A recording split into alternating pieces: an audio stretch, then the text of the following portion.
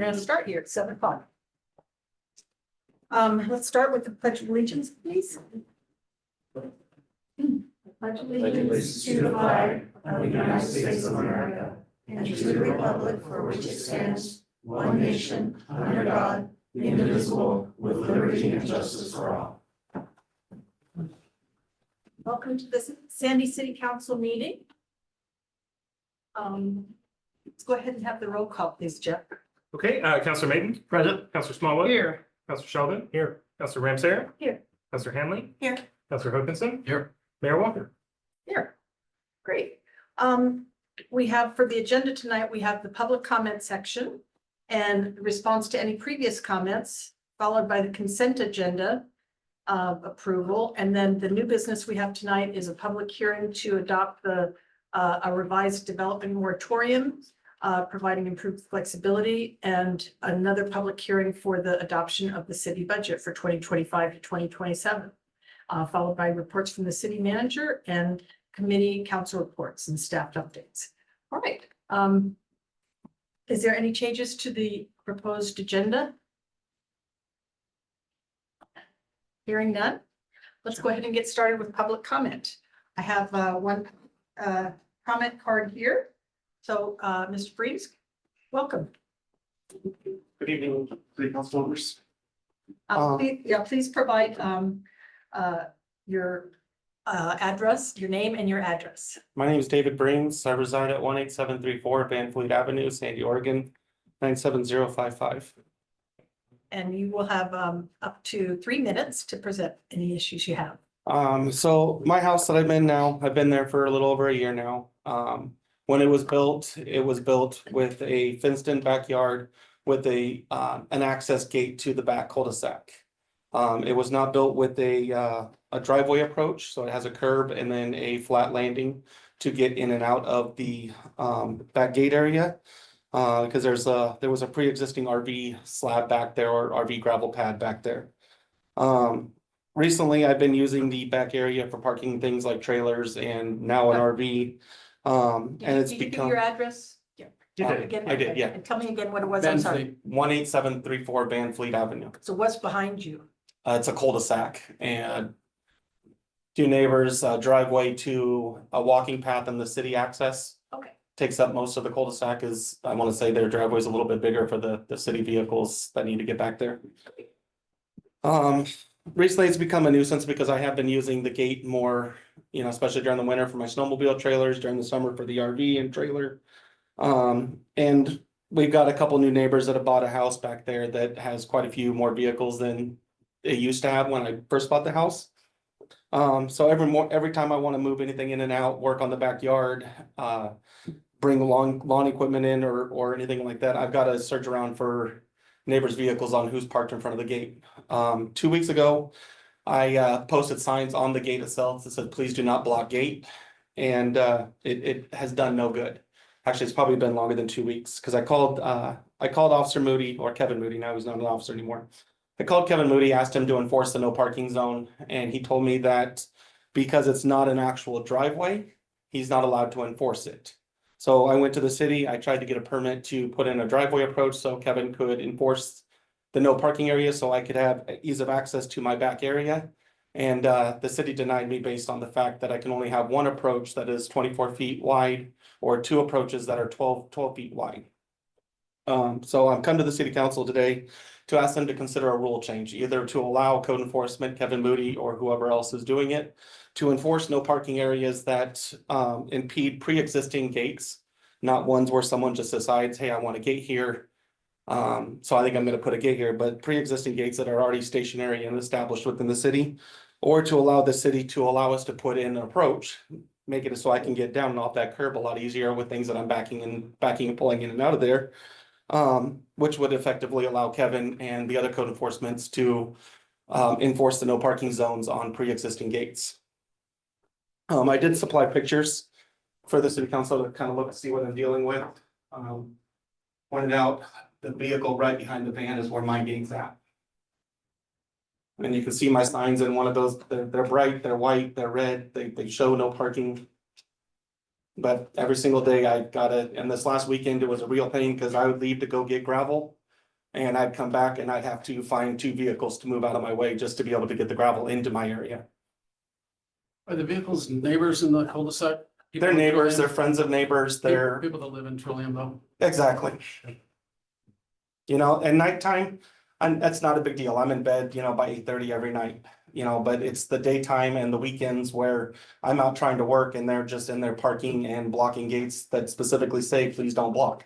You have a unique lot. It's not really typical of what we have in the city. It's not. The 2 houses next to me, I'm almost wanting to guess that they are probably the first couple built because they're literally the 2 biggest lots in the neighborhood. I'm confused. You said you were putting much gravel back there. Have you created a driveway? in No, the it was backyard? already a driveway. I just resurfaced it and dug it down a little bit, so it was more level for a trailer to park on. They had it, when I bought the house, it was advertised as an RV pad already established.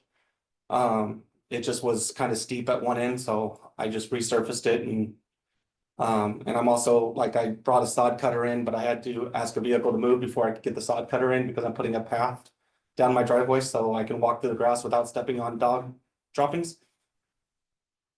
So to clarify, right now, it's not a no parking zone. You'd like it to be a no parking. I put signs on my To- gate or to that be says, a- please do not block gate, and they're still blocking it even Right, with the but it's not signs. it's not an allowed driveway today. No, because the city doesn't allow it and Kevin can't enforce, and then, like I said, it's pre-existing gates only. You know, I can't imagine someone, you know, putting in a gate to a street and said, hey, you can't block this now. But that gate has been there, that house was built in 2008, that gate's been there ever since. So it was part of, you know, I don't know if fencing has to be part of the original building plans, but it was built with the original fencing. When the gate was put in and the sidewalk and everything was put there. So, sir, can I Go ask ahead. one more question? Uh-huh. Sorry. Yep. So, sir, I'm looking at your house on Google Earth, but it's hard to tell topography. So is your backyard accessible for something like a sod cutter or a wheelbarrow or something like that from the front, or is It that is- the it is only not. access? It is not It's through the access, back? yeah, It's the higher boat- up? it's higher up and both sides have stairs that go Okay. down. Thank you.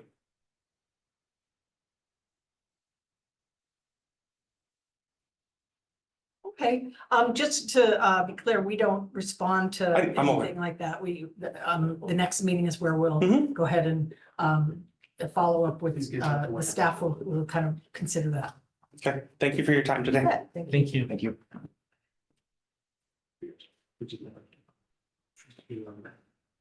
That's the. Okay, is there anybody on the Zoom or phone? We do have one, it's a city staff member, but I suppose we. If you want to raise your hands, AJ. I don't see any raised hands, man. Right. I will go ahead and, are there any response to previous comments? Yes, there was 2 public comments provided at the last council meeting. The first was from Mr. Ernesti regarding his funding request. We have no response to provide this evening, given that that event has passed and a decision was made at the last meeting.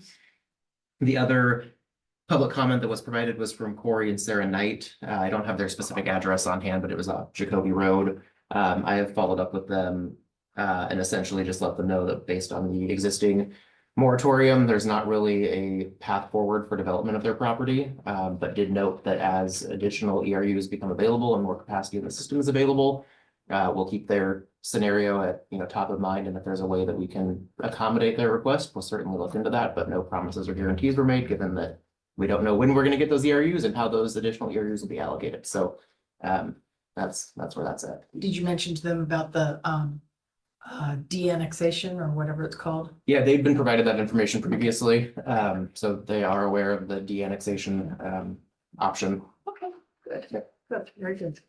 All right. Great.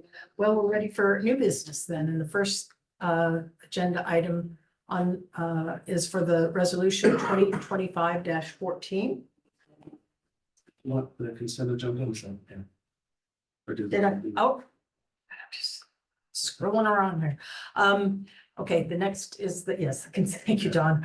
Consent agenda. So we have on the consent agenda, the draft meeting minutes from our city council meeting on May 19th, and also the testimony that we received from Mr. and Mrs. Knight.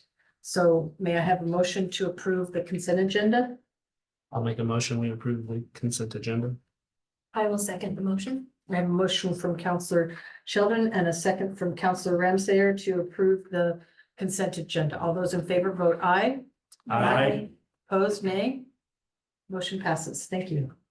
Next, Mrs. is the public hearing for Resolution 2025-14, adopting a revised development moratorium providing improved flexibility. So I'm gonna go ahead and open the public hearing, 2025-14 at 7:11. Are there any abstentions to declare? Okay, let me just back up a little bit. No, for the audience, if anybody, the opportunity to offer public testimony will occur after the staff report concludes for folks in the audience or online. The opportunity to offer public testimony for this hearing will occur after the staff report concludes.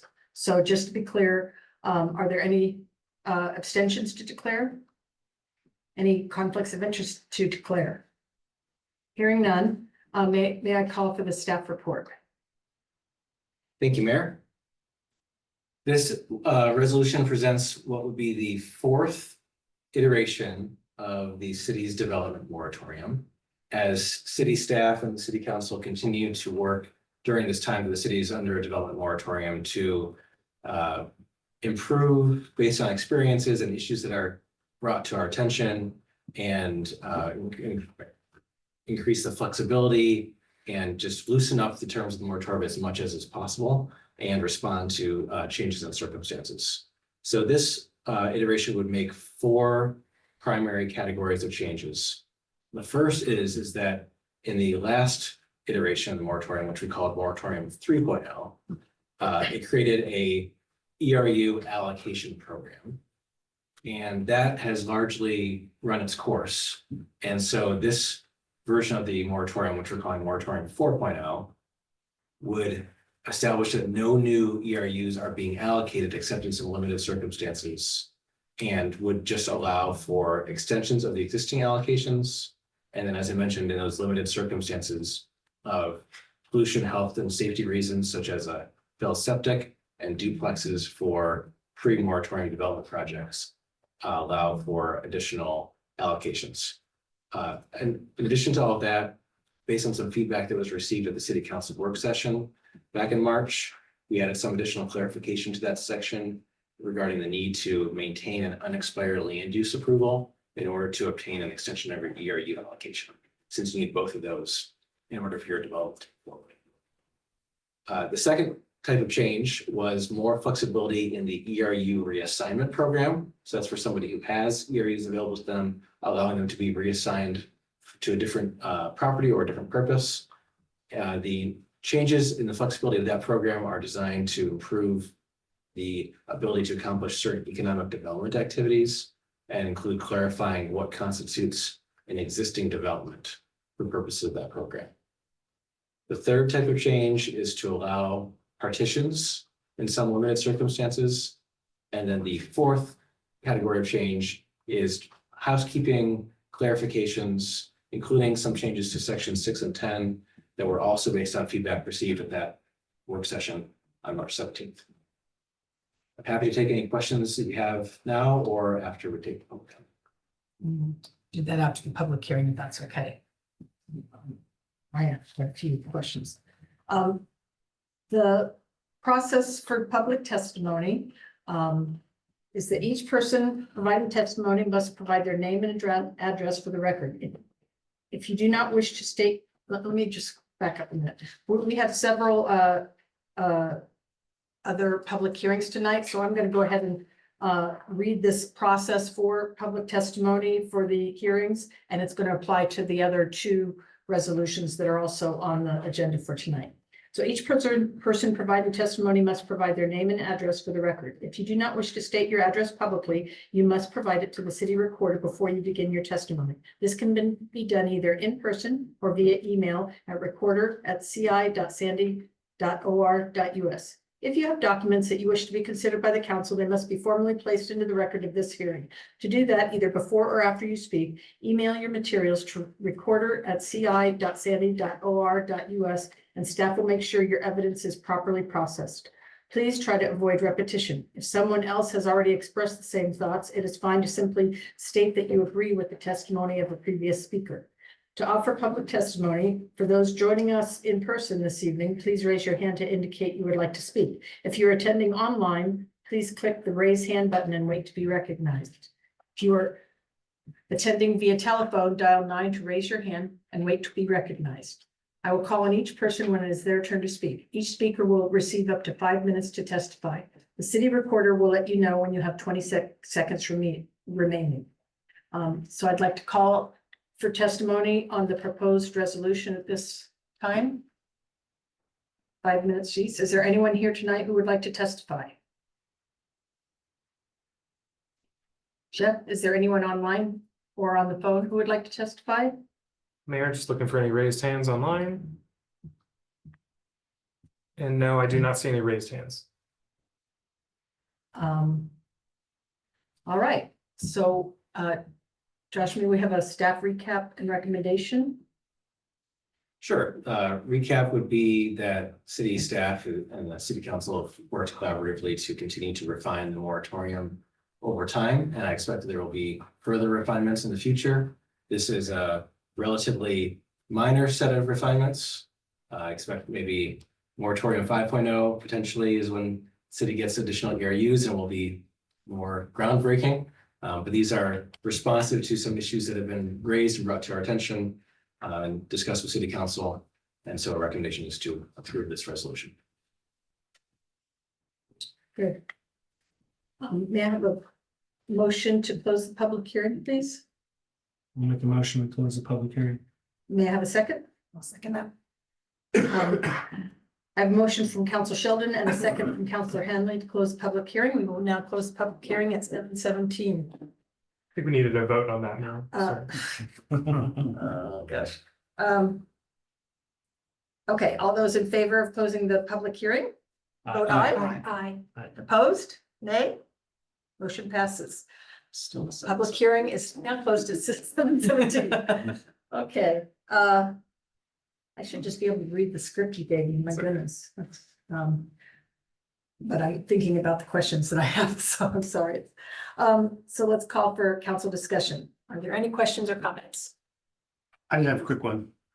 Normally you provide us with a document that shows us the actual changes identified. And as I read through the packet, I wasn't able to identify what I thought was all of the changes. In the future, could you please be a little bit more prescriptive with that coming back to us so that we know what's verbiage is changing, especially when it's minor?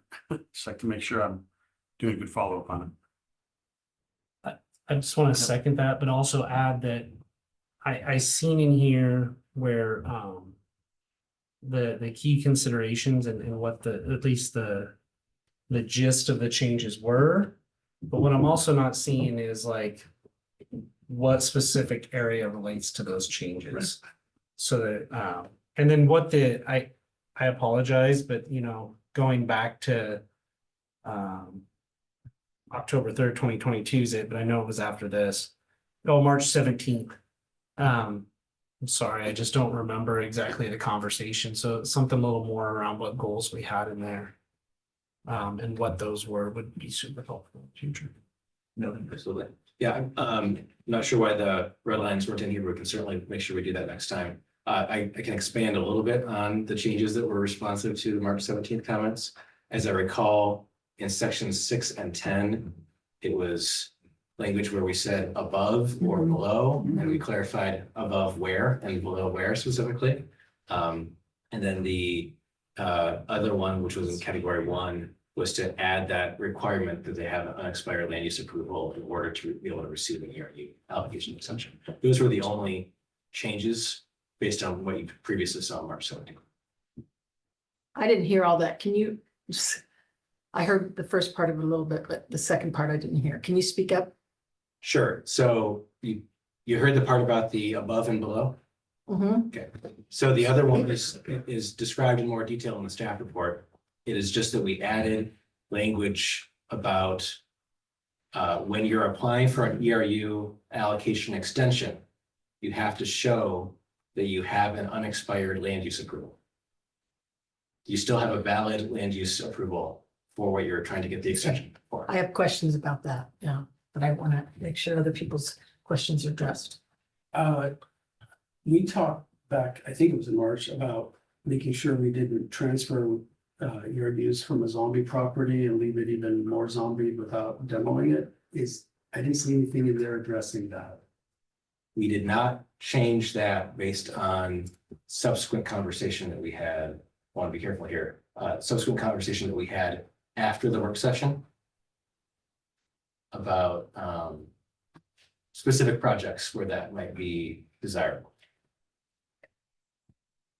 Can you go beyond that, or you don't want to? It was a conversation in executive session, so I don't really want to have. Okay. an open session. That helps. For those of us with short memory. Other questions? Okay, my questions have to do with section on the staff report, section 1 of the key considerations.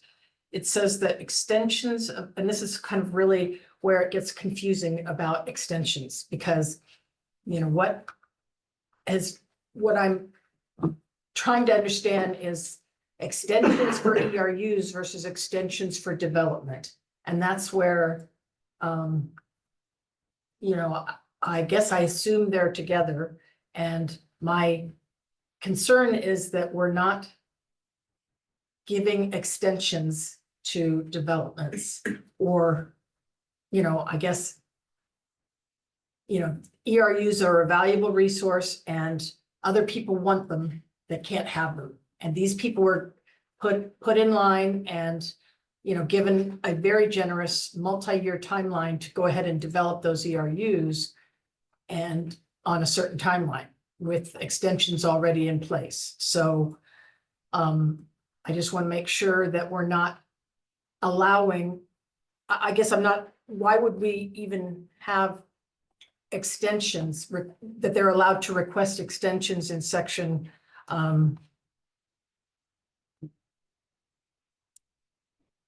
Section 8, excuse me, the length of time for which the extension of term is being requested.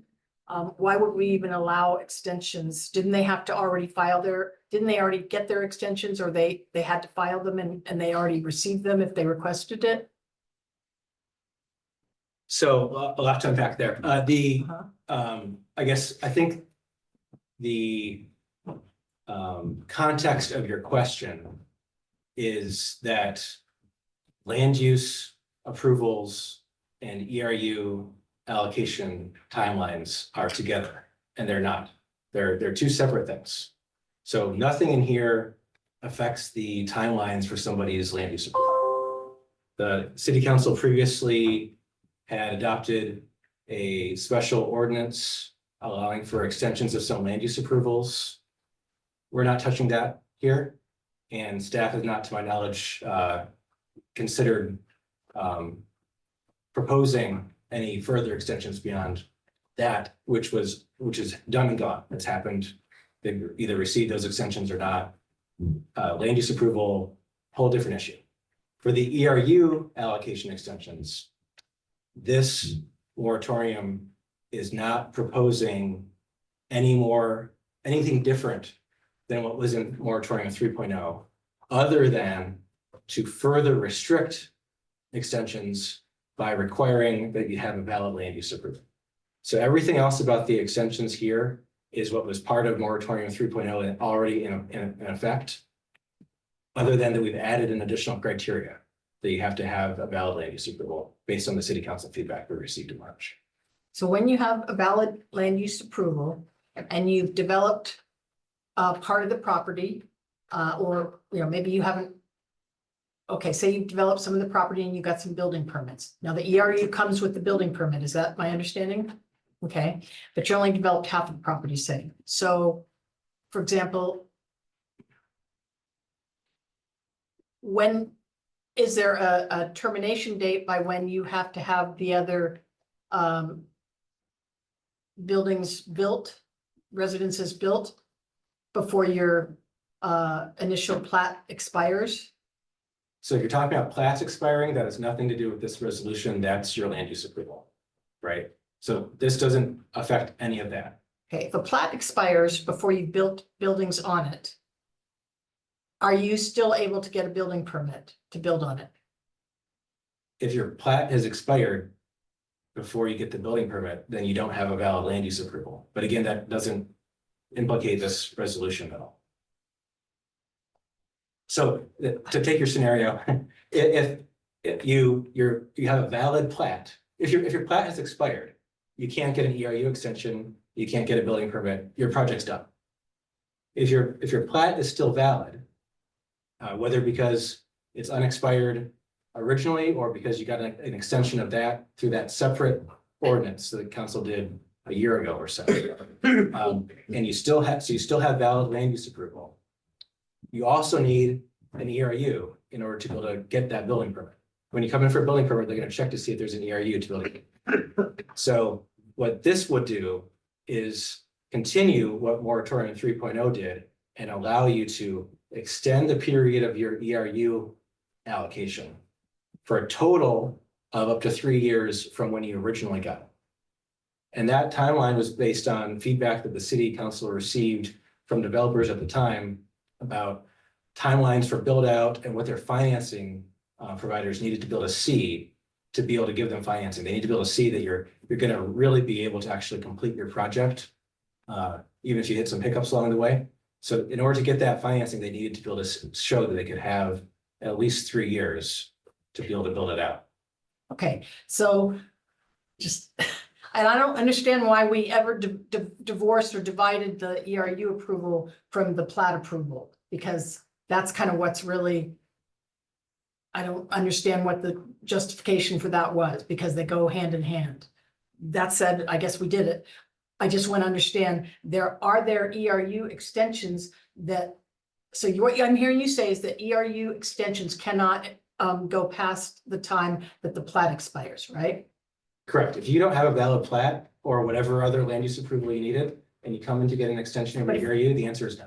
But if the plat expires December 31st, 2025, you can't come in now and get a 1-year extension on your ERU, correct?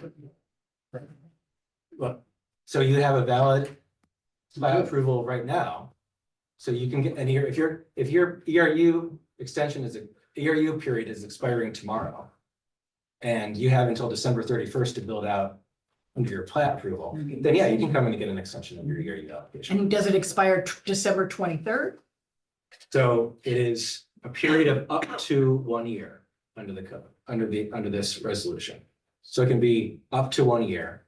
I suppose that's a great question, that technically It's they beyond they could request longer than a year. I don't know why they would request longer than a year since they can't do anything with it after the December 31st. This allows them to request a shorter period of time and for the planning director to approve a shorter period of time, not to exceed their not plat, to exceed 1 year. Right. not to exceed their plat date termination. No, date. that's not what it says. That is an opportunity. We could refine that if necessary. I guess my only response would be, what purpose would they have in requesting an ERU allocation extension beyond when they can use the ERUs? It doesn't do them or anybody else any good for them to hold ERUs if they can't. Well, because what you're saying is that they can, they can kind of wait till the day before their plat expires and then apply for a year extension. But they can't build their project. Yeah, that's. Yeah. Are you saying that you would not give them a building permit because the plat expired? Right. Okay, so it's the building permit, because before I was being told the building permit goes with the ERU. You gotta have ERUs, you gotta have land use approval. Doesn't go with, but it's a requirement. I think that's how we have to think of it. In our practice, we check off the allocation of an ERU when the permit is actually pulled. So in this example, right, they're gonna come in and maybe it's January 15th, using this timeline that we were talking about, to get their building permit. we're gonna check and see your land use has expired, therefore. I don't care if your allocation gave you another 5 months beyond this date, you don't have land use, therefore the ERU. Allocation is null and void, can't get your building permit.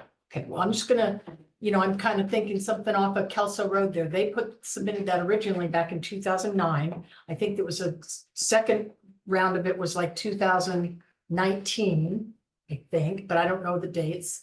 But what my perception is, they didn't do anything, and now that, they're kind of, there's a mad scramble to kind of get some, things put in, the dirt's flying fast, so my question is, I guess what I'd like to see is a listing of when everything expires, so we know, because again, I want them to develop, but they've been sitting on it for years, and now other people want to develop and they're being told no because these folks have that valuable ERU. So that's kind of what I'm trying to eliminate is this sitting on the ERU or being able to lock it up with extensions and things like that. So is this addressing that? So Kelly has, I'm sure he can resend it to you if you'd like. He has sent you a spreadsheet that shows all the projects that he's got in his pipeline and the status of their land use application, when that expires, extensions, and their ERU allocation, expiration date and extensions.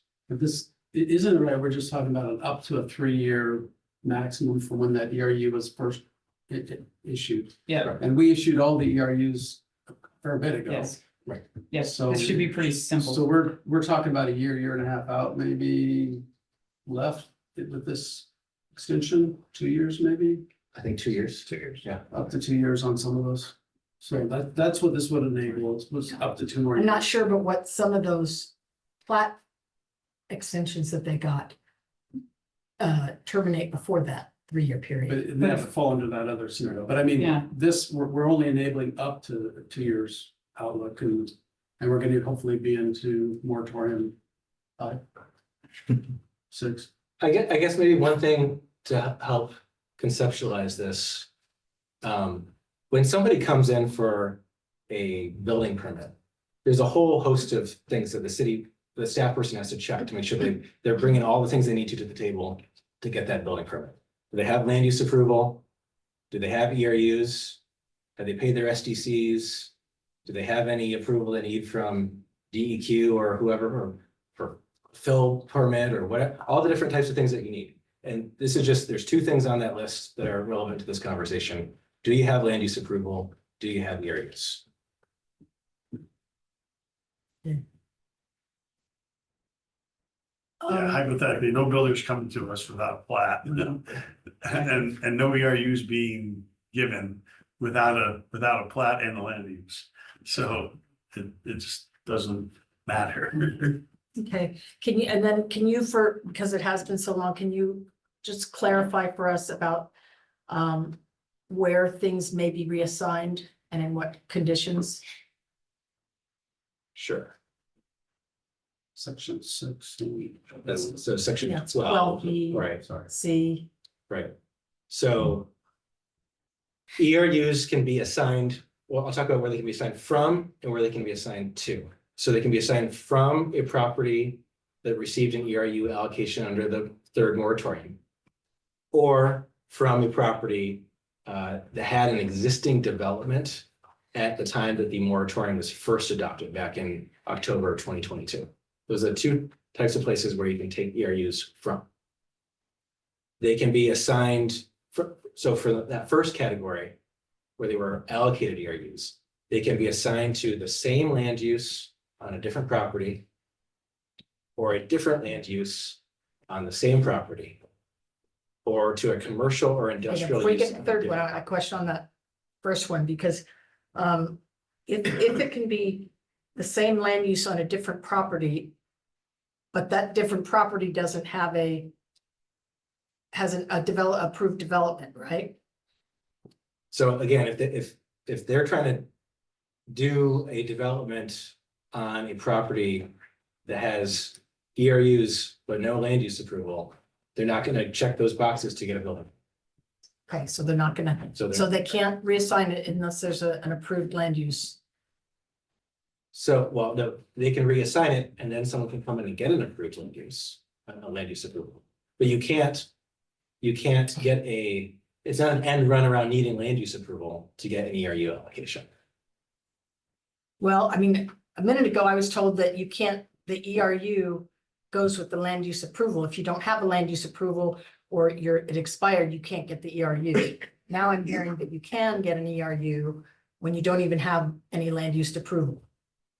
Correct. So under the reassignment program, the idea is that if somebody isn't going to use their ERUs that they have, that the city wants to see those used, and so they can be reallocated to a different property. That property, if it doesn't already have land use approval, is going to need to come in and get land use. Okay, so what happens? Does the land use approval happen first and then the ERU gets assigned, or does the ERU get given to them and then a land use approval happens? So in order for them to be able to submit a land use application, they have to show that they already have ERUs available to support that application. So they Even if will they have- may not, and then do they have a timeline on when they're gonna, you see what I'm seeing? Yeah. 'Cause they Yeah, and gotta then get what that happened to the approved land use before development that that they had before? ERU expires. That's the critical time, right?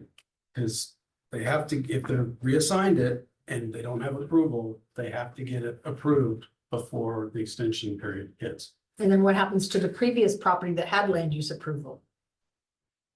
If you had land use approval and you give your ERUs to someone else, then You don't your have the project ERU. is toast, right? You Mhm. can't, So you don't what? your project is done. You can't develop without an ERU. So you don't get, I You mean, don't, you don't No have to double like dipping. create new ERUs. well, that's what's a little bit confusing because. Okay, and then what I don't recall is the fact that we can change it to, and I'm not disagreeing with it necessarily, but the commercial or industrial use on a different property. That's the improved flexibility for economic development that this So we have- moratorium is adding. Yes. We asked for that. Yes, we did. Um, I think we need a picture next time for moratorium 5. Like well, yeah, pictures with I mean, I was doing the same thing as trying to kind of figure out, okay, what changed and, just. Red you know, marks would have helped. It's, Yes. We will make sure those are I included in finally the just next kind of packet. gave up because I Yes. was like so confused by it and what the meaning was, so, okay. And then the other thing that kind of, again, comes into question is that, when you're talking, excuse me, about, also land, the things that don't, that this whole thing doesn't apply to is like zoning changes and all that. And so, so now that we're allowing zoning changes and we're allowing ERUs to be allocated to rezoned land, it just gets pretty complicated, so. So one clarification there, the zoning changes, that's been allowed since moratorium 1. I know, That's I been know. throughout the whole I know, process. I know. But this allows actual development of that new land because, yeah, that's kind of, all right. Is there any other questions?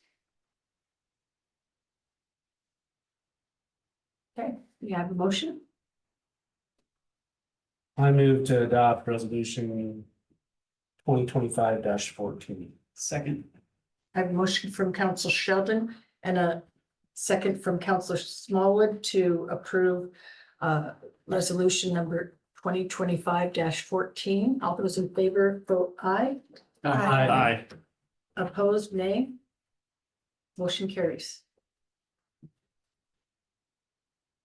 Thank you. Thank you. Thank you.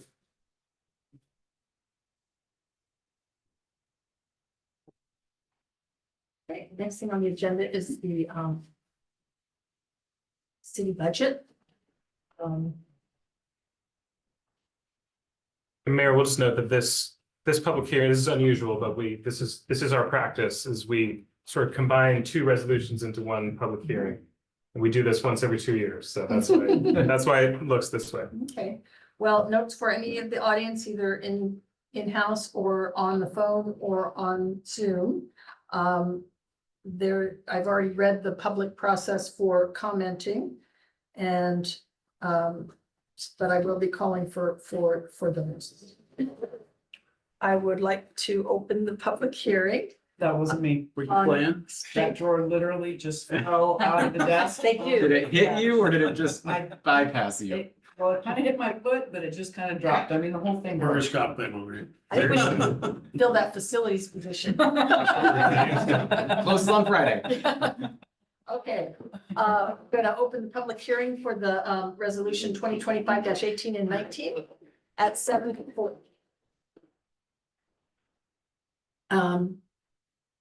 Call for any abstentions. Are there any abstentions to declare on the budget? Hearing none. Are there any conflicts of interest to declare? Hearing none, may we have the staff report, please, Tyler? Yeah, thank you, Mayor. The council will recall that we held budget committee meetings in April and May of this year, April 28th, May 5th, and May 12th to be exact. We presented the budget document beginning on April 28th. The total city budget is $188,040,481 and represents 92.76 full-time equivalent employees. Just as a reminder, this is a two-year budget running from July 1st, 2025 through June 30th, 2027. Just some quick highlights from the budget. It enhances public safety and community livability, better budgeting practices around the replacement of assets, although there still is work to improve our budgeting practices around replacement of assets. This is a meaningful step forward. Significant reinvestment in our water and wastewater infrastructure. We took this through the budget committee as required by state law.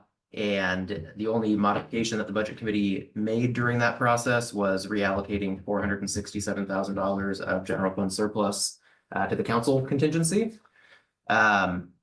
The proposed budget passed the budget committee unanimously.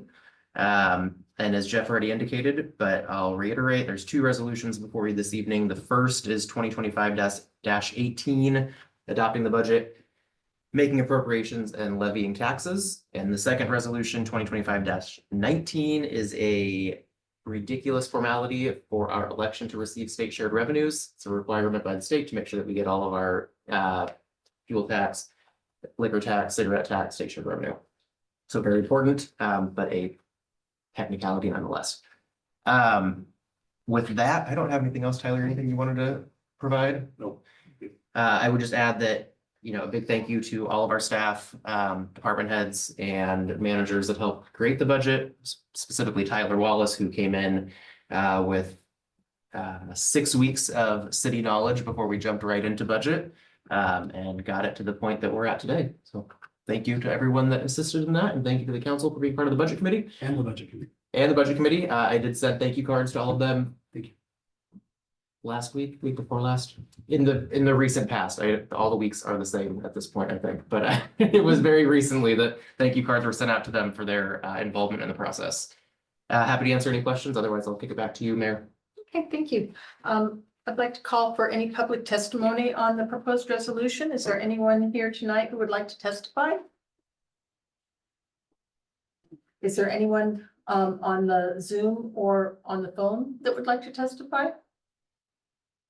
Just checking for any raised hands on Zoom. And no, Mayor, I don't see any raised hands. Okay, hearing no testimony. Is there any staff recap and recommendation? Recap is we have a 2-year budget totaling $188,040,481, and I recommend that the council approve resolution 2025-18 and 2025-19. Although they do need to be adopted separately. That's right, okay. May I have a motion to close the public hearing, please? I'll make a motion to close the public hearing. I'll second it. I have a motion from Councilor Ramsayer and a second from Councilor Hokinson to close the public hearing. Hearing is closed at 7:44 p.m. I apologize, Mayor, but we need a vote on that. Yes. I'll get this, I swear. So a motion is made to close the public hearing. All those in favor vote aye. Aye. Against, vote nay. Public hearing is closed. Keep that gavel away from me until everybody's voted, please. Still 7:44. Good. Passed and hearing is closed. Okay, call for any discussion. Are there any questions or comments? I would like to see the minutes for tonight's meeting include the minutes from our last budget committee meeting, especially around the suggested changes and things. I'd just like to see that included. So those suggestions and things that were volunteered by the various budget committee members. Yeah, happy to do that. There'll be draft minutes, I suppose, because the budget committee hasn't approved, but yeah, happy to, sure. And then we can approve them in next week. I just want to keep track of the why behind some of the decisions we made. I don't want to lose it. Because that won't give me a review for 2 more years. I wanna add, I'm gonna stay on this, so I'm gonna probably bring it up, but I really wanna update on those credit card merchant fees, which are pushing $600,000. Absolutely. I can give you a quick update right now. I think I mentioned this to a couple others. I think you may have been out of the room. So we are working on, or I should say Tyler Wallace is working on getting an updated agreement for our credit card merchant fees that will be a 49% reduction. So we're gonna implement that modification immediately, saving hundreds of thousands of dollars in credit card fees. Why didn't? Yeah, you know. So we're taking care of that. I believe if we get it signed before June 16th, it will be effective with the July billing cycle. Is that correct? I received clarification, so I think it's the 15th and actually we get it for June.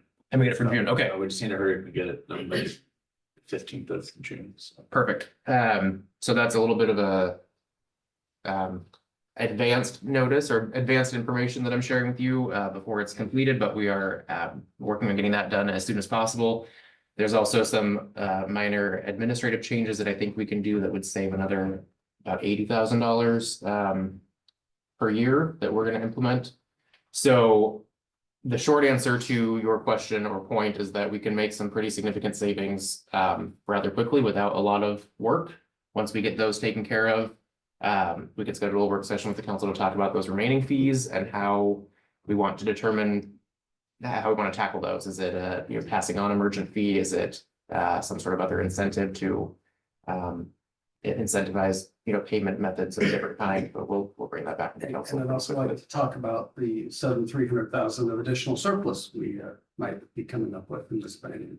Yes, those I are don't all. want that to disappear. I want to make sure that comes in the spirit of what we did with the other contingency, that it comes back here for discussion. Yeah, unfortunately, I mean, yes. Next sentence, unfortunately, all of that's in the utility fund, so there's not a lot of fund flexibility with those savings, right? It's just gonna be retained within the operating budget of those utility funds that could be used for repairs and maintenance or additional contingency or what have you, carryover in the long run, yep, but Still, I don't want it to disappear into new posters. fair. Okay. Yeah. I don't know what kind of poster we're gonna make for $300,000, but I will promise you no posters. Toilet seats, whatever. You get my drift. I do. Thank you. Any other comments or questions? Okay, budget adoption requires 2 separate motions, so I will call for a motion to adopt resolution 2025-18. I'll make a motion. I move to approve resolution number 2025-18. I will second that motion. Motion by Councilor Sheldon and a second by Councilor Ramsayer to adopt resolution 2025-18. Do I have to read that, or do I have to have you read the resolution, or is that just for ordinances? That's only for ordinance. Okay, got it. Thank you. See, I'm learning more. Okay. May I have all those in favor of adopting resolution 2025-18? Vote aye. Aye. Opposed? Motion passes. I move to approve resolution number 2025-19. May I have a second? I'll second that. Okay, I have a motion from Councilor Ramsayer and a second from Councilor Hanley to adopt resolution 2025-19. All those in favor, vote aye. Aye. Opposed? Nay. Motion passes. Okay. Thank you. Thank you, Kel. Thank you. 2 more years.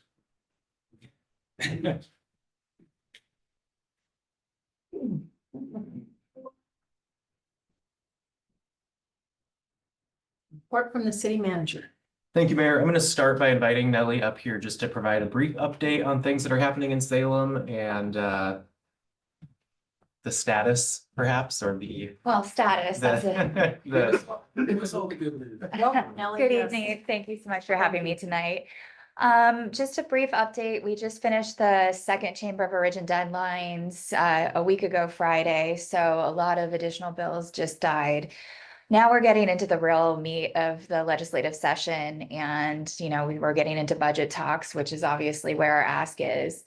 And so I have been having repeated meetings with both our state representative and Senator Drazen and Bonham, as well as other members of the Capital Construction and full Ways and Means committees.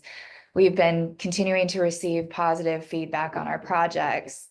The one hurdle one of many hurdles that we are facing is, while we're right now in a very positive place, there's a lot of politicking going on right now, which is not unusual. I mean, it is perfectly usual.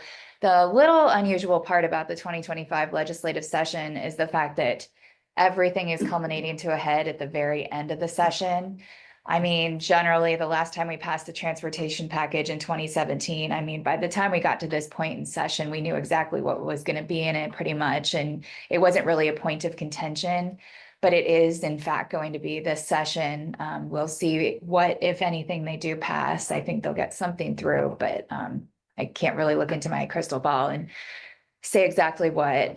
The other issue is the wildfire forest fire maps. You might remember, I know you're thinking, what does that have to do with Sandy, other than, of course, forest fires affect you all.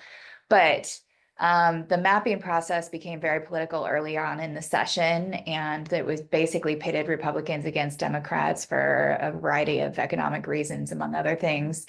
And they kind of reached an agreement. That bill passed the House and was going to head to the Senate for a final vote. And as a bargaining chip, the Speaker of the House decided to send that bill to rules rather than to the House floor when it passed the Senate unanimously.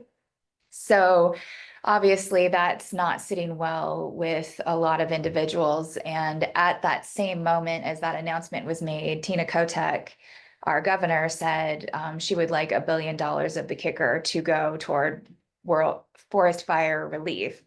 All of those things are, again, pitting the Republicans and Democrats against each other. And as you know, we are in a Republican district. So, it's at this point, there are a lot of things that could influence where our status is right now. But as of now, so far, things have been congenial for the most part. We still have 4 weeks, 3.5 weeks. So, we're against the clock. But that's the update. We're just going to keep on pushing and making sure that, we're at the forefront. Everyone knows about Sandy.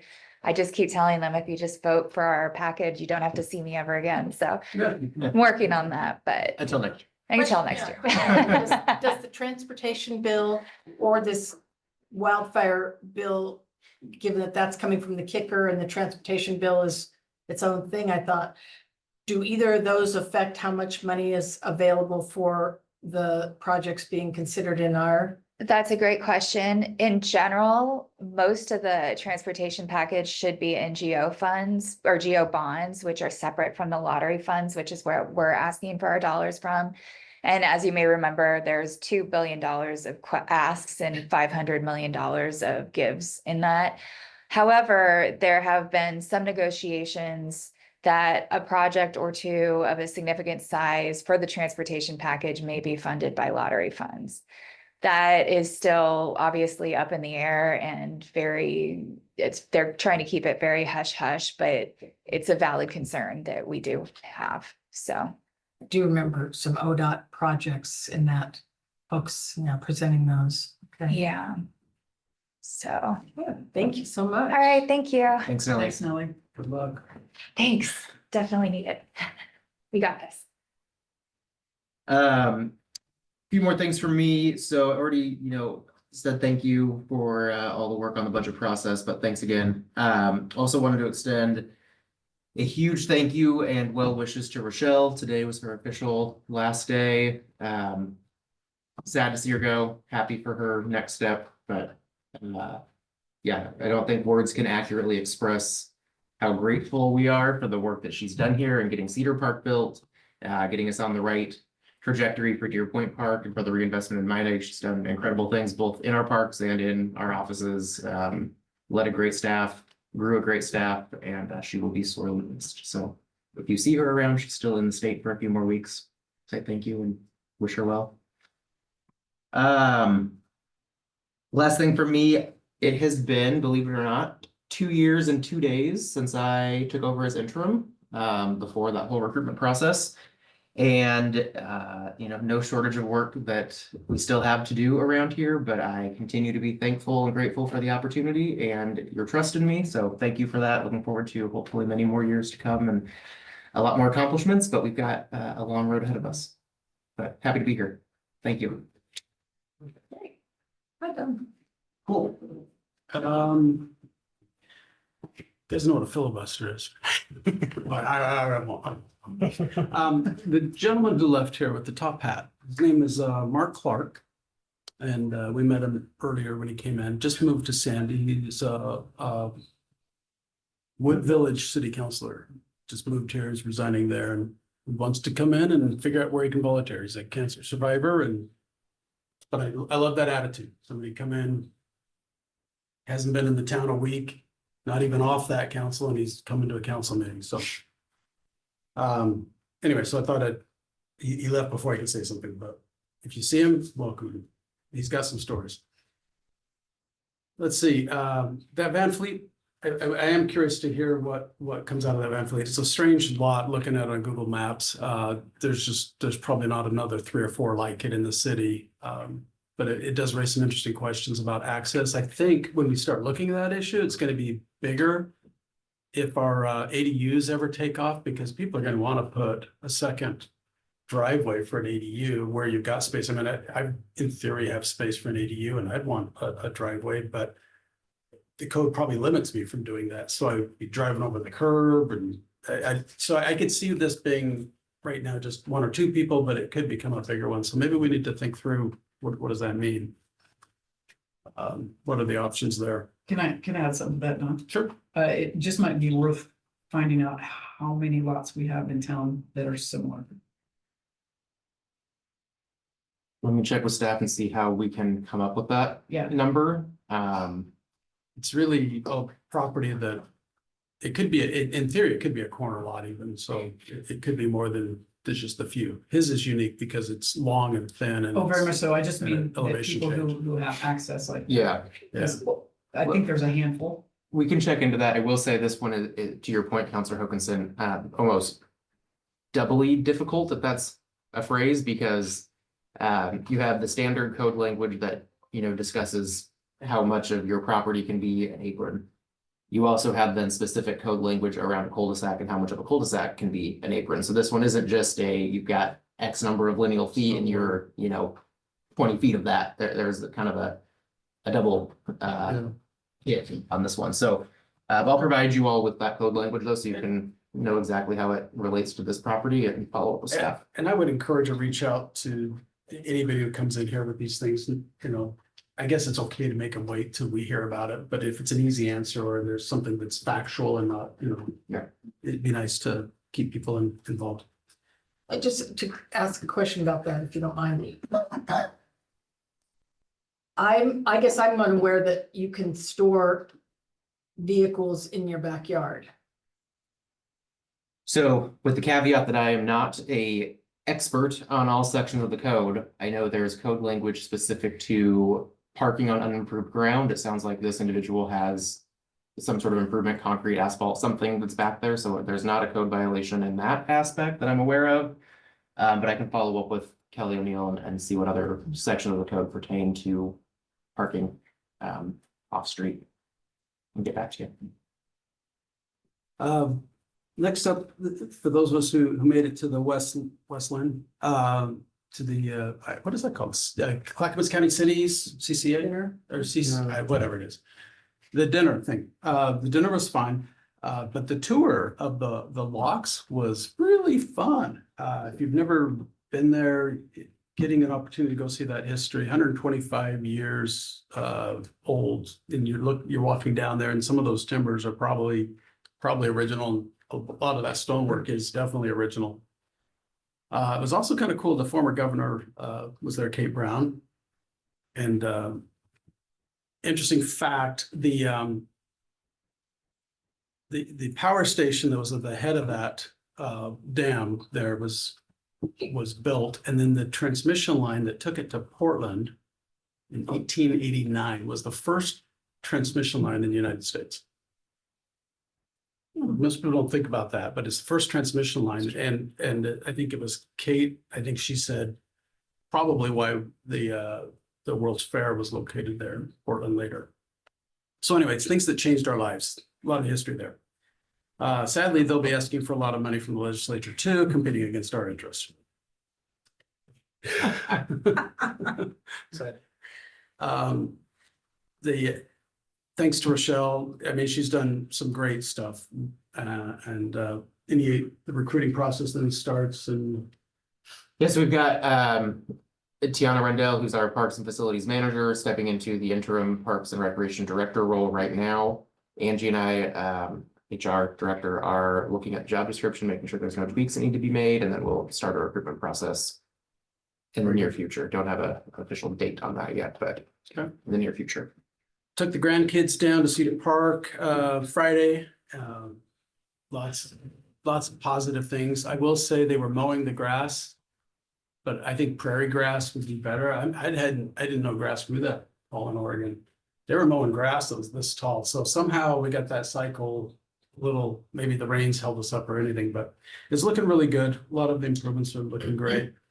One of the things I had asked for, noted when we had the grand opening, was a bike repair station like what we have out here. I don't know that we ever got one there. I didn't hunt everywhere to see if it's hiding, but I didn't see it obvious. Yeah, I don't know that there is one over there. Thank you for bringing That's that like a up. perfect spot to have one, I think. 100%. Yeah, okay. Yep. You guys know what I'm talking about, that little, okay, perfect. Last item, was able to catch Austin Ernesti's chainsaw thing at the end of the day.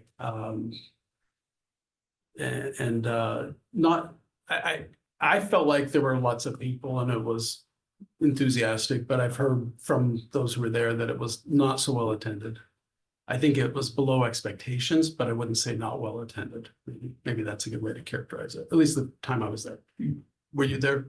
Yeah, when I talked to them yesterday, they weren't sure, and because of the layout, because Yeah, it's in really one big. location and really big. I think some people were like, well, I'm not sure it's as big of a turnout, but last year it was in 2 locations and much more condensed. Mm. So you pack people into a smaller space and it looks like more. It felt So- it didn't feel awkward to me. It felt Yeah, I comfortable. was up there liked the yesterday afternoon. one-on-one with the carvers and Yeah. so for me, it was Yeah, fantastic. lots of kids having fun playing on. I big came equipment. home with some things from the auction that I gotta go figure out how to pay for. But anyway, it was a cool event and that I mentioned to some of you earlier that Decana site is fantastic and perhaps something we can leverage down the road for certain types of activities. So I think that's it for me. So thanks. First of all, big thank you to Rochelle. It's been interesting to watch the work that she's done and the thumbprint that she's kind of put in our city. And I'm like excited for her to get to move home, but also to kind of have this connection of like what I did, that was me and her team, obviously, but pretty incredible. I've had many concerns from neighbors while we live just at the top of Meinig and Pleasant Street. So right at that top of the hill going down to Cedar Park, we have some real traffic concerns, lots of real fast moving cars and lots of kiddos not looking when they skateboard down that road. I mean, we sit on that corner and I cringe 45 times because of the near misses, and it's all day, every day. Is it specifically Meinig going Meinig towards? and Pleasant. Okay. It's And that both. corner. Okay. Yeah. Okay. You can't see very well down that road, and it's scary. I think my neighbor mentioned it was 3 years ago where we had a broken pelvis from a kiddo that got hit by a car because he wasn't paying attention, just coming through that stop sign. Don't we, and I know my wife's complained about people running that stop sign as well, so they get run, correct? Oh, I think that's something that we should look at is maybe traffic signage or maybe a four-way stop or something different there. We could consider that in our community livability task force. Absolutely. Good.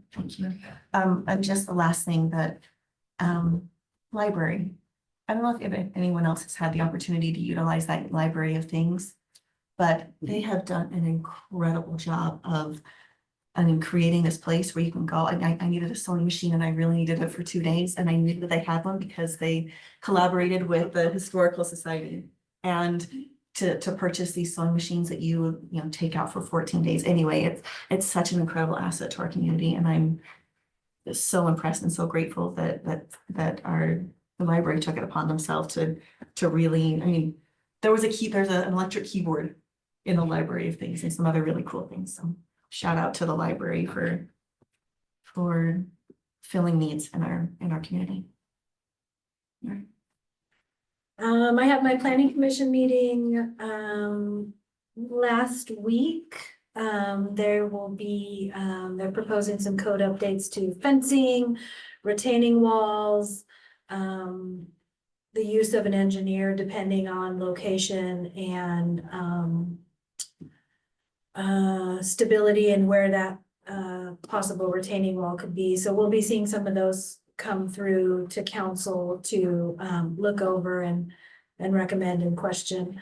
Burning codes also came up. Your name came up a lot.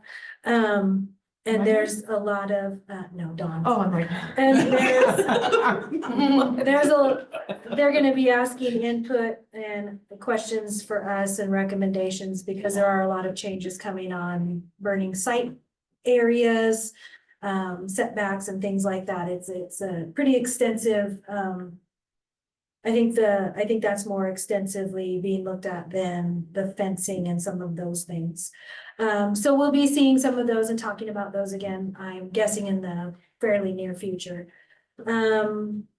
I did go to Rochelle's goodbye little celebration on Friday. She was surprised. I think she almost didn't show up because she was watching them mow and checking on Cedar Park and doing all the things Rochelle is really, really good at. But she was surprised, and it was nice to send her off. And although we all are dreading it, I think, but we'll get somebody in here who hopefully can measure up a little with time. But she's done so much, and wish her nothing but the best. And lastly, I have Transit Advisory Board meeting on Wednesday, and they're usually pretty low key, and Andy's got it all together, so I'll have an update on that next time we meet. Can I ask you a question on the planning commission? Sure. Does the burning ordinance fall under planning commission or is it outside? Or does it have to go through planning commission?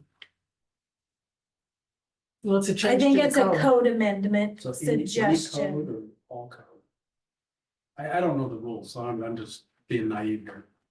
Yeah, I don't think there's a requirement for it to go through planning commission. Our practice has typically been anything that's in Planning code. the development code has gone before the planning commission to get their input, feedback. I just hadn't even considered that, so that was a surprise to hear. And we've also, Because it really doesn't have to do with And I think building that, or permitting or anything, it's. Yeah. I think Kelly mentioned that as well, that it doesn't require going. I could be wrong, because we did the fences but I think fences is more development. Fences would be different. But the burning did not have to come to planning commission, but it was presented to them with questions and the proposed changes before it gets to us. and we've also gotten feedback from fire district, fire marshal to make sure that we're complying with their Suggestions. rules and then also incorporating suggestions where appropriate. Yeah. That's Yeah, the that word was- I was that was- looking for. I'm trying to help you out. Trying to I'm like, help you what's out. that? I had two motivations for that. One was modernization, because it's just out of date, and the second one was to make it more restrictive. And there will still be, we'll bring it back to the, sorry to hijack Oh, no, your time. We will bring it back, as Councilor Ramsayer said, for a work session, just to get feedback, similar to what we did with the Parks and Facilities rules. Want to make sure that we incorporate any other feedback that you all have, so there'll be an opportunity for any suggestions or recommendations from this group as well before we bring it back for adoption. This is for the approval. Yeah. There was.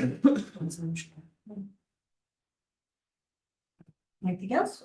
Nope, that does it for me. Rich? Yeah, I'm gonna be really brief. Thank you to Rochelle for her years here and the legacy that she left. I think that's led and left, but I think that's, I wish her the best in Wisconsin or Minnesota. Minnesota. Minnesota. Yeah, it's one of those states that has a bunch of lakes.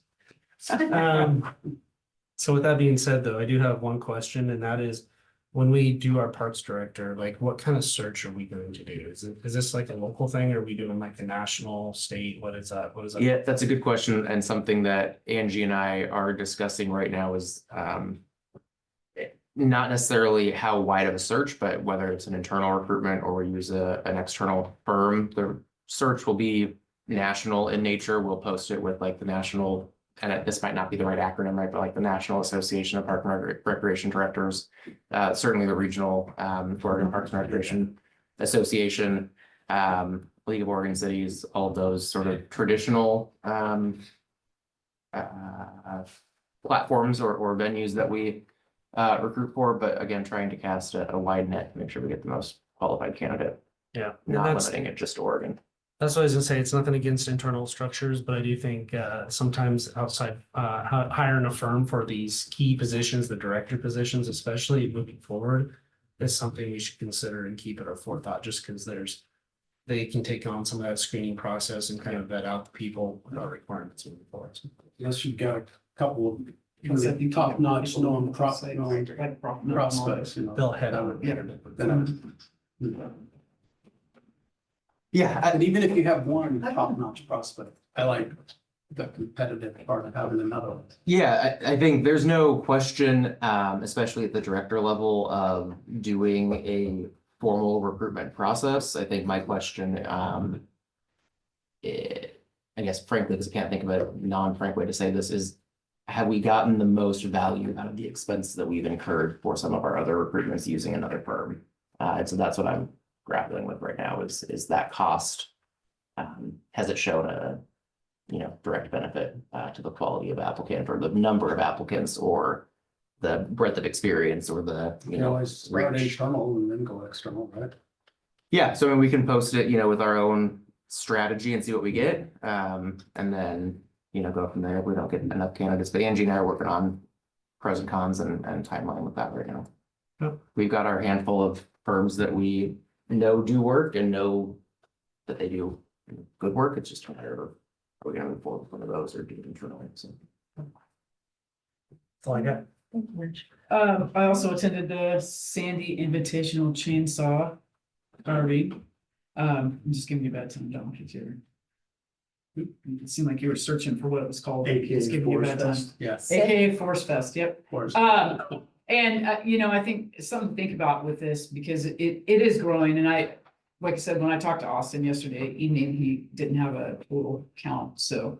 And when I was there yesterday afternoon, there was quite a few people there, but I mean, yeah, hard to say. When you combine something like that, an event like that that's being grown, that's community event. I think with increased advertising and some different things. You look at Winterfest and you look at Mountain Festival, and to me, this is a third opportunity for us to really advertise the city. And everything that's here, including our local businesses and restaurants and, all of those things, especially from an economic development and from a tourism platform as well. So super excited to see, how it grows it and what they do with it. And I just think that there's avenues for, some partnerships and things there in the future. So that's all we got. I'll be even briefer than Rich. I had no meetings, so nothing to update there. I think I gave my warm regards for Rochelle last meeting, but I'll do it one more time. Just want to thank her for all the great work she's done here in Sandy and her time here. And I wish her the best in Minnesota where she's going. So she will be missed, but I do think there are other great Parks and Rec people in the world, and we'll find one. So that's good. I'll defer the rest of my time being there. Thank you. Yeah, I would just build on that. I was out of town, so I wasn't able to make her going away party. But she is going to be at the Journal of Commerce dinner where we are scheduled to win an award for Cedar Park. And so I said I would give her my card then. And so that is, Langua Hansen and the Parks Department are being called out for that, and that's really something to be proud of. As I, said in my card to her, we have so much to be thankful for her for doing, and that is, getting us started with the new Parks and Trails Master Plan that, and then, that then gave us some new parks, that then gave us some new SDCs. She's gone after new grants. And, the great thing about all that work that she's done is that she's kind of set us up for future success going forward. So I think that's just exactly, we're just exactly where we wanted to be, and it's thanks to her. One thing I would like to see if we can do is, and I was going to mention that to Bill, is just set up work with the Ant Farm to set up cans and bottles recycling there at Cedar Park with the Ant Farm. They have the little containers, and they have them like up at Timothy Lake, and they go up there and get them. So this is obviously much more convenient, but there's a lot of Mountain Dew being drank and Red Bull or whatever. A lot of stuff, cans and bottles getting put in the trash there that would be great to see those recycled. And I'm sure Ant Farm could appreciate the extra support for that. The library task force meeting is next week. And so I do plan on attending that and just focusing on the how the different cities are funded. And hopefully some progress on seeing that kind of evened out a little bit. We have a regional water providers consortium group that meets like what, quarterly or something? I think quarterly. Yeah. And so we don't have anybody on that. I believe Carl might have been on it before, but if there's any of you here that would be willing to go to that meeting, please email me and let me know. I believe it's on Wednesday. Okay, all right. Coming up soon. Like night, daytime? If you give me a moment, I can get Yeah, those details. I've got it right here. Oh, Yeah. And if, Can we just keep sending Carl?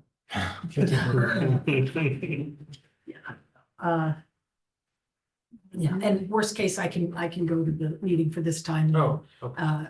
Get somebody, if they can't make it, so. If it's afternoon or evening, I'd be happy to try. but Maybe more. The Clackamas Outreach Officer, I guess, has been held up as we saw in the weekend update notes, which is frustrating to me just because I feel like, I just want to get that person out there and involved because the industrial waste stuff has been not as well as I would like to see. And there's just kind of continuations of issues where there's just junk all over the sidewalk, fires being started, camping in the blackberries off to the behind the church there.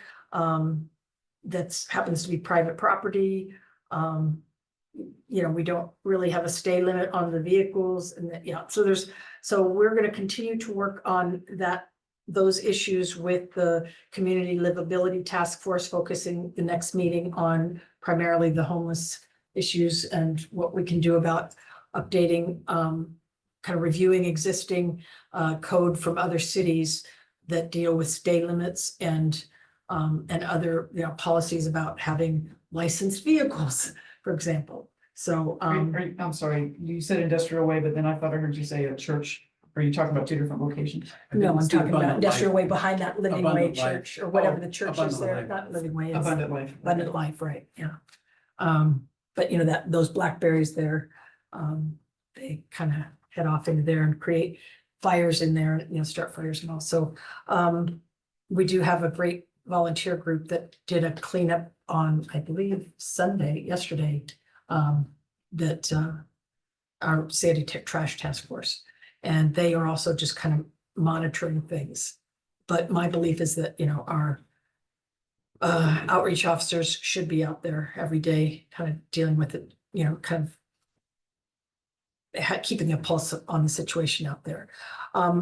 We will be putting together, now that we have passed the budget, our next step, we did allocate $60,000 a biennium for these social service grants. And so there will be a process kind of set up for that. And we'll probably be working on that between now and like the end of July, the process itself, and then having a meeting to kind of get that going so that we can put the word out to everybody who might qualify.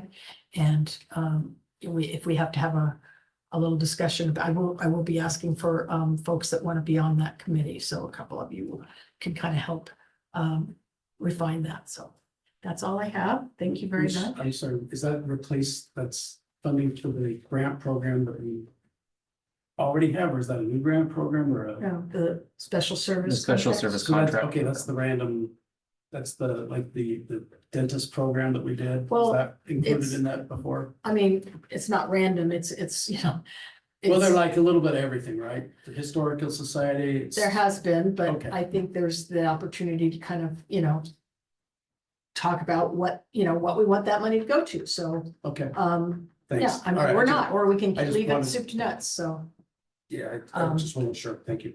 yeah. That's all I have. Thank you. So anybody else? Did you get a time? I think Larry Yeah. did break the Sure, that straw. meeting on Wednesday. She didn't.